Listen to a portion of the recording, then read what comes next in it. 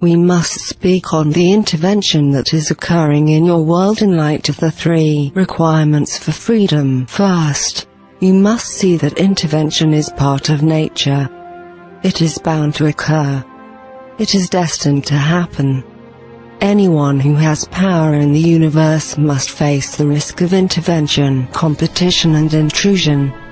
Anyone who has gained an advantage in any way, technological advantage or rare and valuable resources, will have to face the problem of intervention and competition in the universe.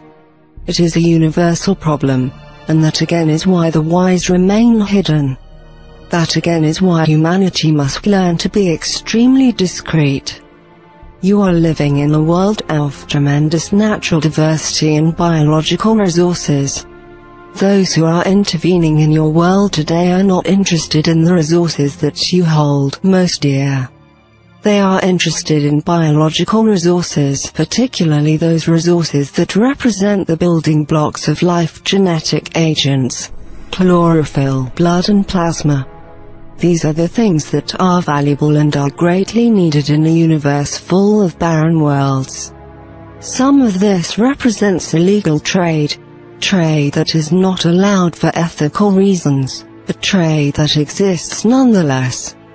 Rare metals are also sought here, metals that you are aware of and metals that you are not aware of.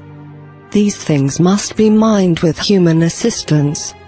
Anything that a foreign race seeks to do in this world must have significant human assistance.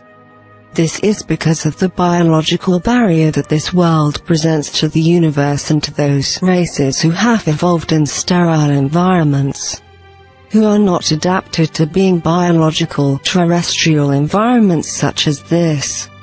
Because worlds such as this are very rare, there are very few races in the universe who have this adaptation.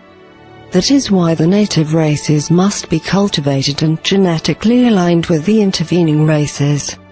It is a time-consuming process, but the results are believed to be worth it by those who are engaging in such activities. The intervention is of 2 kinds. There are resource explorers, which nearly always represent one race, operating with great freedom and impunity, which are clients of larger powers. Sometimes, they are clients of independent trading networks that are engaged in illegal trade. Those resource explorers who have been in your world and who are in your world today represent members of this group. Then there are collectives, who are multiracial, hierarchical and very well organized. The worker classes are bred for specific purposes, and they're involved in collective breeding, which is a practice not all advanced races are engaged in. The collectives seek more permanent residence in this world. They seek it as a world that either they or their clients could own and govern from afar with human assistance. That is why such great care has been taken to study human psychology, human physiology and your reproductive process, as well as the biological hazards that exist on Earth. That is one of the reasons that plant samples have been taken and the world has been observed for such a very long time. It is perhaps surprising for you to realize that an advanced technological race would have difficulty adapting to your world, believing that their science and medical technology would have overcome the difficulties involved. But, alas, so great are these difficulties that there is no race who has evolved in sterile or near-sterile environments that could easily withstand the biological agents that exist here. Even the illnesses of your animals could affect them. So great is this hazard that in recent history few races have attempted colonization of this world. But now the collectives see an advantage. For humanity has built networks that they can use worldwide communications, worldwide resource extraction and a sufficient level of technology that can, at a basic level, interface with what they use and rely upon. Humanity is also developing greater sources of destructive power, and should this power be fully cultivated, then interventions such as this kind would be more difficult to attempt. Lastly, there is the deterioration of your natural environment, which is threatening many of the very resources that the intervention seeks. That is why the intervention has gone into its mature phase in the last half-century. An accelerated phase involving 4 fundamental activities. The attempt to persuade certain individuals in positions of power in government, commerce and religion, to establish a physical presence and familiarity within the world itself, to influence religious views and tendencies, which also includes the promotion of human conflict, and the program of hybridization to establish adapted beings in a human form who are allergent to the intervention and who can assume greater governing powers here in the world.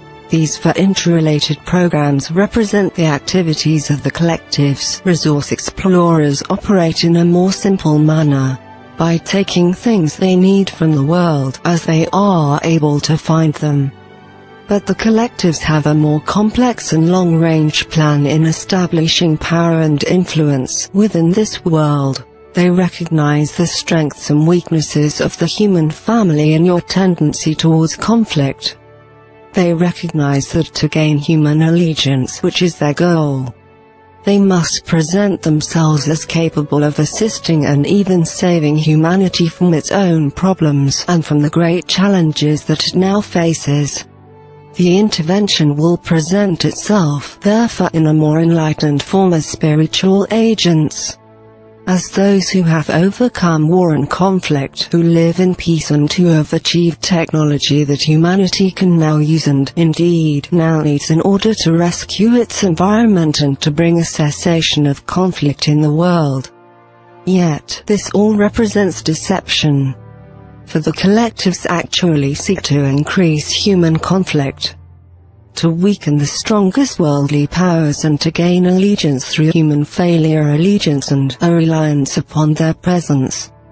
Their interbreeding program is not only to establish individuals in positions of power, but also to condition and to program those that they take to become the intervention's representatives and apologists, those who will promote the intervention and the peoples of the world having direct access to these intervening powers, bypassing their governments, bypassing human authority figures, in order to establish direct contact with those forces who are conditioning people to believe that the intervention is here on their behalf.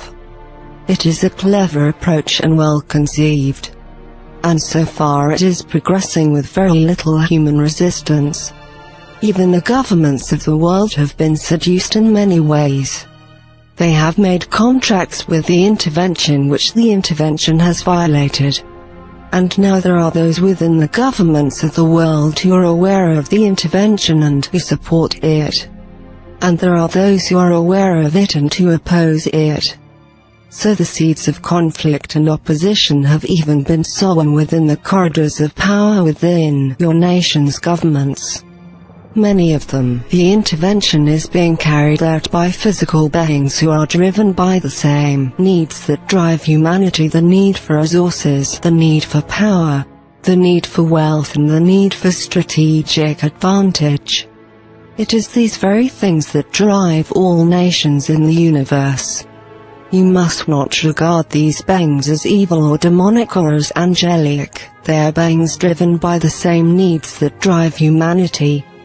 It is important now that we address the question of how the intervention is functioning within the context of the 3 primary requirements that humanity must meet and must utilize in order to become a free race in the universe. The intervention does not value freedom.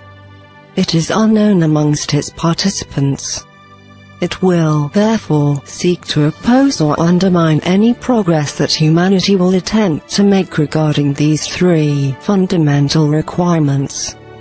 Human unity will be opposed because a united human family will be very difficult to influence. Human conflict can be so easily antagonized, increased and directed.